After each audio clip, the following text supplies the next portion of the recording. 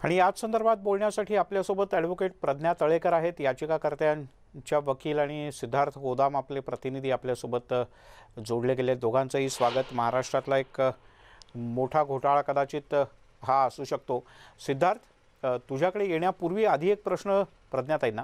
प्रज्ञाताई, याचिकेत तुम्ही असं म्हटलंय की खरं तर 2004मध्येच सरकारनं असं म्हटलं होतं की अशा प्रकारच्या बॉन्ड पेपर खरेदी करून त्यावर लिहून देण्याची गरज नाही. पण मग हे इतके वर्ष सुरू होतं, तुम्ही हे कसं शोधून काढलं आणि तुम्हाला त्याच्यातले काय महत्त्वाचे मुद्दे मिळाले? नमस्कार. ह्या विषयावर आपण चर्चासत्र चालवताय ही खूप महत्त्वाची बाब आहे. जसं तुम्ही म्हटलं, हे एक कॉमन मॅनला खरंच लागू होणारी गोष्ट आहे, पण त्यांना ह्याच्याबद्दल माहिती नाहीये. आणि आपलं प्रसार माध्यम हे करतंय ही खूप मोठी गोष्ट आहे. तर तुमचा प्रश्न अगदी योग्य आहे. 2004 ची ही अधिसूचना आहे. नोटिफिकेशननी गव्हर्नमेंट गॅझेटमध्ये हे आलेलं आहे, की आजपासून कोणत्याच घोषणापत्राला, कोणत्याच प्रतिज्ञापत्राला ते शासनात असू द्या दाखल करायची गरज किंवा कोर्टामध्ये किंवा कोणत्याही शासकीय अधिकाऱ्याकडे, तर तुम्हाला ₹100 चा स्टॅम्प पेपर जो आधी लागत होता, त्या मुद्रांक शुल्कावर आता माफी दिलेली आहे. तसं असताना देखील दर शासकीय कार्यालयामध्ये म्हणजे ते विद्यार्थ्यांना असो, जात पडताळणी प्रमाणपत्र द्यायची गरज किंवा स्थापत्य प्रमाणपत्र किंवा निवडणुकीत तुमचं अपत्य दाखवताना किंवा तुमची गुन्हेगारी पार्श्वभूमी नाहीये असं सांगताना, मालमत्ता सांगताना अनेक कारणासाठी शपथपत्राची मागणी केली जात होती. आणि जर कोणत्याही स्टुडंट्सनी, कॅन्डिडेट्सनी, कोणत्याही गरजू व्यक्तीनी जर त्यांना समजावलं, की इथं मला गरज नाहीये, ज्याला अनेक लोकांना तर माहितीच नव्हती. ज्या काही रेअर सर्कमस्टान्सेसमध्ये लोकांना माहिती असायची आणि ते सांगायचे की इथं शुल्क माफ आहे, तरी सुद्धा शासकीय अधिकाऱ्यांना ती माहिती नसल्यामुळे ते आग्रह करायचे. आता तसं झाल्यामुळं ही बाब पुन्हा शासनासमोर आली 2015 मध्ये. आणि 12 मे 2015 मध्ये एक दुसरा जी-आर शासनाने काढला, की 2004 ची जी अधिसूचना आहे त्याला पणे तुम्ही अजूनही कंप्लायन्स करत नाहीयेत. आणि तुम्ही अजूनही हट्ट करताय, आग्रह करताय, की स्टुडंट्सनी किंवा जे कोणी गरजू व्यक्ती आहे त्यांनी स्टॅम्प पेपरवरच प्रतिज्ञापत्र द्यावेत आणि ते करण्यात येऊ नये. ह्याचं पालन 2004 ची जी आम्ही माफी दिलेली आहे ते काटेकोरपणे व्हावी. पण तसं होत नव्हतं. आम्ही काही बर. डेटा मागवला. भूषण महाजन म्हणून एक लॉचा विद्यार्थी आहे. 3rd इयर स्टुडंट आहे. तो आमच्याकडे इंटर्न होता. तर त्याच्यासोबत लोन काढताना वडिलांच्या नावावर ही गोष्ट घडली. बर. आणि त्यांनी सगळी माहिती काढली, त्यांनी विचारपूस केली. आणि मग या त्याच्यातून प्रकरणाच्या खोलात तुम्ही शिरायला लागला. बर. सिद्धार्थ आहे आपल्यासोबत. सिद्धार्थ, जसं हे प्रकरण तुला कळलं, वेगवेगळ्या लोकांशी तुझं बोलणं झालं असेल, खरंच लोकांना माहिती आहे का? लोकांना अजिबातच माहिती नाही याबद्दल? गेल्या 2 दिवसात तू काय काय माहिती याबद्दल जमा केली? हे बघा मिलिंद, मी सुरुवातीला असं सांगेल की एखादी नियम किंवा एखाद्या यंत्रणेचा जर आपल्याला त्याचा पगडा आपल्यामध्ये बसला, त्याची इतकी सवय जर झाली ना, आपल्याला असं वाटतं की तो नियम पूर्ण केल्याशिवाय आपलं कामच होणार नाही. त्याच पद्धतीची हा प्रकार आहे. आणि जी यंत्रणा राबवणारे अधिकारी कर्मचारी आहेत त्यांच्याही डोक्यात हे बसलेलं आहे की ₹100चा प्रतिज्ञापत्राचा बॉन्ड दिल्याशिवाय तुमचं कामच होणार नाही. म्हणजे किती निर्डावलेपणा हा आहे बरं. 2004 पासून 2021 पर्यंत जवळपास 39 कोटी बॉन्ड विकले गेलेले आहेत. कुणी विकलेले आहेत? राज्य सरकारनेच विकलेले आहेत. आणि नियम कुणी केलेला आहे? राज्य सरकारनेच केलेला आहे. म्हणजे एका नियमाची जर आपल्याला सवय लागली ना, तर आपण मान खाली घालून ज्या पद्धतीनं मेंढरं जातात त्या पद्धतीनं हे प्रकरण तसंच गेलेलं आहे. महत्वाची गोष्ट अशी आहे मिलिंद यामध्ये की बॉन्ड पेपर लिहून देण्याची गरज नाही हे गरजूलाही माहीत नाही आणि त्या अधिकाऱ्यांनाही माहीत नाही. ज्या पद्धतीनं प्रज्ञा तळेकर मॅडमनी सांगितलेलं आहे की त्या अधिकाऱ्यांना सुद्धा माहीत नाही. तो अधिकारी तुमचा बॉन्ड नसेल तर तुमचा अर्ज स्वीकारणार नाही. म्हणजे एवढ्या मोठ्या प्रमाणात त्याचा गैरसमज झालेला आहे. आता तसं बघायला गेलं तर प्रज्ञा तळेकर मॅडम या सतत PIL मध्ये काम करतात आणि जनतेचे जे काही याचिका असतात अनेक मोठमोठे निर्णय त्यांनी पदरात पाडून घेतले, ज्यामुळे सामान्य लोकांना न्याय मिळालेला. आता या प्रकरणातही निश्चितपणे त्या सरकारला वठणीवर आणतीलच. मात्र आता आपणही सांगू शकतो लोकांना की तुम्हाला ₹100चा प्रतिज्ञापत्राचा बॉन्ड भरायची गरज नाही.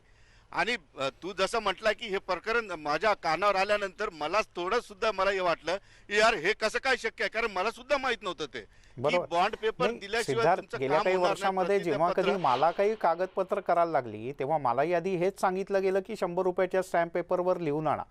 आणि त्याच्यात परत असं असतं की एका बॉन्ड पेपरवर तुमचं लिहून पूर्ण नाही झालं कारण पुढे वर मोठा शिक्का येतो, त्याच्यातच त्याचा अर्धा भाग गेलेला असतो. म्हणजे तुम्हाला एक नाही 2-2, 3-3 पेपर खरेदी करायला लागतात एकच विषयावरचा कागद बनवायचा असेल तर. बरोबर ना सिद्धार्थ?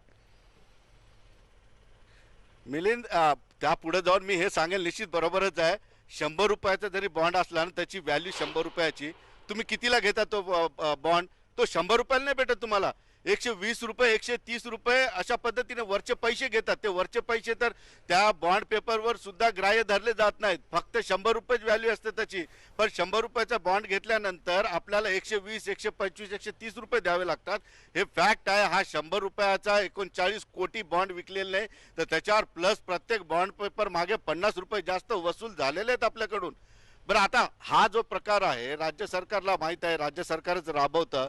याचिका दाखल झाली, आता 6 आठवड्याचा त्यांना सरकारला म्हणण्याचा वेळ भेटलेला आहे. निश्चितपणे प्रज्ञा तळेकर मॅडम या प्रकरणी काम करतील आणि जनतेच्या हिताचा हे करतील. पण आता तरी लोकांनी ही बातमी ज्यांनी बघितलेली त्यांनी सुद्धा अशा पद्धतीचे स्टेप घेऊ शकतो, किंवा आपण प्रज्ञा तळेकर मॅडमलाही विचारू शकतो की आता ही बातमी बघणारे लोक अनेक हजारो असू शकतात की ज्यांना प्रतिज्ञापत्र द्यायचं आहे, तर त्यांनी ते प्रतिज्ञापत्र आता भरून द्यायला पाहिजे की नाही द्यायला पाहिजे, हा प्रश्न सुद्धा आपण त्यांना विचारू शकतो. ताई, मला हे सांगा की आपण आपल्या माध्यमातून सगळ्या नागरिकांना याबद्दल अधिक सतर्क करण्याचा प्रयत्न करू. म्हणजे शेवटी आपण सगळे लोकशिक्षणात काम करतो. तुम्ही एक माहिती अधिकाराच्या अंतर्गत आणि एक माध्यम म्हणून सिद्धार्थ च्या बरोबर सगळे महाराष्ट्रातले न्यूज 18 लोकमतचे प्रतिनिधी. कोणत्या कोणत्या अशा गोष्टी आहेत 2004ला जो सरकारनं नियम बनवला, कोणत्या अशा गोष्टी आहेत की ज्याच्याकरता अशा प्रकारच्या स्टॅम्प पेपरची गरज नाही आणि तरी आपण वर्षोनवर्ष स्टॅम्प पेपर खरेदी करतो? अगदी बरोबर. तर 100 रुपयाचा स्टॅम्प पेपर कधीही तुम्हाला कोणतंही ॲफिडेव्हिट द्यायचं असेल, म्हणजे प्रतिज्ञापत्र किंवा घोषणापत्र म्हणजे डेक्लरेशन, त्याच्यावर आता तुम्हाला 100 रुपयाची शुल्क माफी आहे. म्हणजे तुम्ही एका साध्या कागदावर ते देऊ शकता सही शिक्क्यानिशी, अँड दॅट इज इनफ. ते एखाद्या अधिकाऱ्याला घ्यावंच लागेल, एक्सेप्ट करावंच लागेल. आणि त्यांनी जर ते नाही केलं तर you can make complaints against it to the superior authority. आता माणसाला काय वाटतं, जे गोदाम साहेबही म्हटले, आपणही म्हटलात, की काम अडकू नये त्याच्यापेक्षा 100 रुपये 150 रुपये दिलेले परवडले माझे आज, मी कशाला भांडण करत बसू, मी माझ्या वेळेचा का सॅक्रिफाईस करू. पण ते करण्यामध्ये जे आकडेवारी बाहेर आलेली आरटीआय खाली, दॅट इज म्हणजे अस्टाउंडिंग आहे. 2004 पासून 2021 जानेवारी 12 तारीख ऑफ जानेवारी आम्ही माहिती काढली की दरवर्षी किती 100 रुपयाचे स्टॅम्प पेपर विकले चाललेत आणि त्याच्यावर किती पैसे शासनाने कमवलेत. तर असा आकडा येतोय बाहेर की दरवर्षी 3 ते 4 कोटी स्टॅम्प पेपर्स हे विकलेले 100 रुपयाचे. 3 ते 4 कोटी 4 कोटी दरवर्षी. आणि पूर्ण ह्या मागच्या 17 वर्षीचा जर कॅल्क्युलेशन केला तर ते 39 crores of 100 RuPay stamp papers, म्हणजे 100 जर ह्याला गुणिलं तर होतं किती, 4,000 कोटी रुपये हे महाराष्ट्र शासनाने कमवलेले आहेत या 100 रुपये स्टॅम्प पेपरवर. म्हणजे प्रत्येकी जरी 100, 125, 150 रुपये लागत असतील, that is the amount of revenue generation. पण मग आता हा बोला. तर ह्याच्यावर दर एकाने जर एक ठाम भूमिका घेतली की माझं कुठेच काम रोखणार नाहीये, म्हणजे दिस इज मास पब्लिसिटी. आम्ही जे याचिकेतही मागितलंय, ऑलरेडी शासनाची पॉलिसी आहे की आम्ही नाही घेणार. आता आम्ही मागतोय काय की तुम्ही ह्याला वाईडर पब्लिसिटी द्या. दर गव्हर्नमेंट ऑफिसमध्ये तुम्ही एक बोर्ड लावून ठेवा की तुम्हाला बिलकुल स्टॅम्प पेपर द्यायची गरज नाहीये, हे तुम्ही साध्या कागदावर देऊ शकता. दर अधिकाऱ्याला तुम्ही नियम घाला आणि जर ते नियम त्यांनी मोडले तर काहीतरी कडक कारवाई त्या अधिकाऱ्यावर तुम्ही घ्या. ही सगळी मागणी आपली कोर्टात आज आहे. बर, पण मग प्रज्ञाताई, जेव्हा तुम्ही सुरुवातीला ही माहिती गोळा करायला गेलात तेव्हा कदाचित तुम्हालाही असं म्हटलं असेल की आधी स्टॅम्प पेपरवर लिहून द्या, आणि समोरच्या माणसांची प्रतिक्रिया काय होती अधिकाऱ्यांची? तर ही माहिती आम्ही जी काढली आहे ती आरटीआय खाली काढली आहे. आणि आरटीआय मध्ये you just have to fill a form, त्याच्यावर 10 रुपये 20 रुपयाचं तिकीट भरावं लागतं आणि ती इन्फॉर्मेशन त्यांना द्यावी लागते.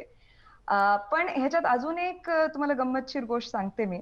2015 मध्ये शासनाला स्वतःला कळालं की आपले अधिकारी ह्याचं काटेकोरपणे पालन करत नाहीयेत आणि त्यांनी दुसरा GR काढला. त्याच्यानंतर 2016 मध्ये एक स्केअरसिटी, म्हणजे आर्टिफिशियल स्केअरसिटी निर्माण झाली होती मुंबईमध्ये आणि मिस्टिरियसली 100 रुपयाचे बॉन्ड पेपर्स सगळेच गायब झाले होते. म्हणून हायर डिनॉमिनेशनचे बॉन्ड पेपर्स लोकांना विकत घ्यावे लागले, त्याच कारणासाठी जे 100 रुपयावर चालत होते. तेव्हा एक सो मोठं PIL हायकोर्टाने स्वतःसमोर घेतलं होतं आणि त्याच्यात शासनाला जाब विचारलं की का बरं तुम्ही एवढे कमी करताय, तुमचे वेंडर्स कमी पडतायत, नेमकं कारण काय आणि ह्याच्यामुळे जे लोकांवर 200-300 रुपयाचं बर्डन वाढतंय त्याच्याबद्दल तुम्ही काय करणार आहात?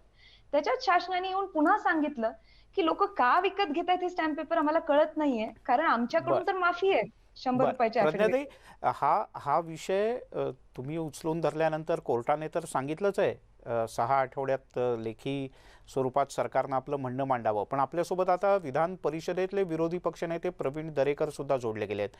प्रवीणजी, शासनाचाच नियम आहे 2004चा, 100 रुपयाच्या बॉन्ड पेपरवर लिहिणं बंधनकारक नाही.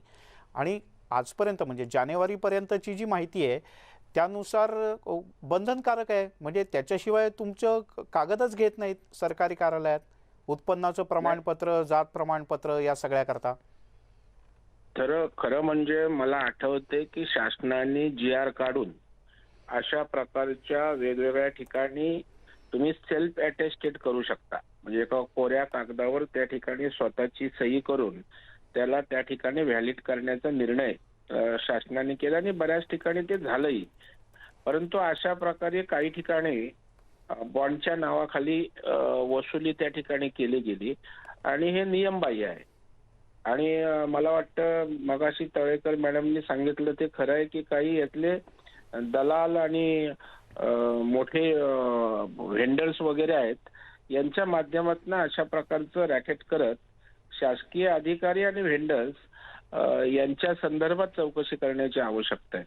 आणि म्हणून मला वाटतं अशा प्रकारचा शासन निर्णय झाल्यावर हे होताच कामा नये होतं. आणि एक आता ह्या याचिकेच्या माध्यमातून एक चांगला दिलासा या ठिकाणी सर्वसामान्यांना मिळालेला आहे. पण पुन्हा शासनाने याची स्पष्टता करण्याची आवश्यकता आहे, कारण बऱ्याचदा कोर्टाचे निर्णयही त्या ठिकाणी होतात, परंतु त्या ठिकाणी शासनाचा एवढा भोंगळ कारभार आहे की मग काही ठिकाणी लागू होतं, काही ठिकाणी सोयीनं घेत नाहीत.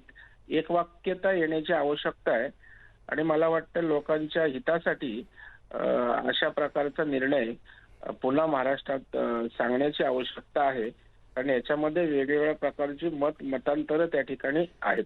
बर, आपल्यासोबत प्रज्ञा तळेकर आहेत, ज्या याचिकाकर्त्यांच्या वकील आहेत. प्रज्ञाताई, प्रवीण दरेकरांना तुम्हाला काही प्रश्न विचारायचा आहे? प्लीज. आवाज येतोय माझा? हा प्रज्ञाताई, विचारा प्रश्न. तर आता आपण बघतोय की बऱ्याचदा निवडणूक आयोगाचे देखील ऑर्डर्स आहेत की ही माफी आम्ही स्टॅम्प पेपरवर देतोय आणि त्यांनी जसं सांगितलं की self attested will be accepted असं ऑर्डर असताना देखील आय एम शुअर त्यांनी जेव्हा त्यांचे निवडणुकीचं कॅन्डिडेटसाठी नॉमिनेशन फॉर्म भरलं त्यांनी देखील 100 रुपयाचा बॉन्ड पेपर दिलाच असेल. आणि ह्या सगळ्या गोष्टींमध्ये आपण इंडिव्हिज्युअली काय करू शकतो, एक लोकनेते म्हणून काय करू शकतो? तुम्ही जसं म्हटलात की आज गोदाम साहेब आहेत, आपण आहात, आपले सगळे टीम आहे, मी एक वकील म्हणून काम करतेय, भूषण महाजन हा एक लॉ स्टुडंट म्हणून काम करतोय. आपण सगळे आपली जिम्मेदारी बघून ह्याला किती पब्लिसिटी देऊ शकतो आणि पर्सनल लेवलवर ह्याला काय करू शकतो ह्याच्यावर थोडासा विचार केला पाहिजे. सर, तुम्ही पण ॲफिडेव्हिट करताना जसं प्रज्ञाताई म्हणाल्या की निवडणूक आयोगानंही म्हटलंय की अशा प्रकारच्या 100 रुपयाच्या स्टॅम्प पेपरची गरज नाही, तुम्हालाही असं स्टॅम्प पेपर लागला होता? नाही, अशा प्रकारचा स्टॅम्प पेपर लागला नाही. सेल्फ अटेस्टेड करूनच त्या ठिकाणी निवडणुकीच्या वेळेला कागदपत्र केलेली आहेत.